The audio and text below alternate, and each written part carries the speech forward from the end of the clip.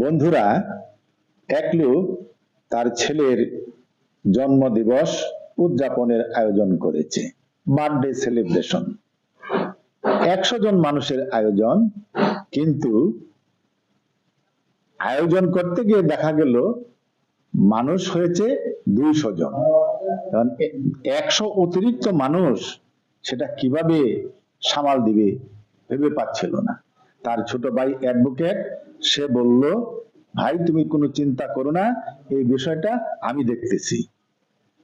Advocate সাহেব গিয়ে সবার উদ্দেশ্যে বলল, আচ্ছা আপনারা বর পক্ষের যারা যারা আছেন সবাই একটু হাত তোলেন।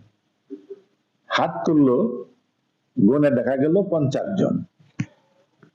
এবার কনে পক্ষের যারা আছেন তারা একটু হাত তোলেন তো। হাত তুললো, গুনে দেখা গেল 50 জন। 50 50 100 জন। এই 100 জনই অতিরিক্ত মানুষ। অ্যাডভোকেট সাহেব বললেন, ভাই আপনারা সবাই শুনেন, এটা কোনো বিয়ের অনুষ্ঠান নয়, এটা বার্থডে সেলিব্রেশন অনুষ্ঠান। দয়া করে আপনারা যারা বর পক্ষ এবং কনে পক্ষ সবাই বের হয়ে যান।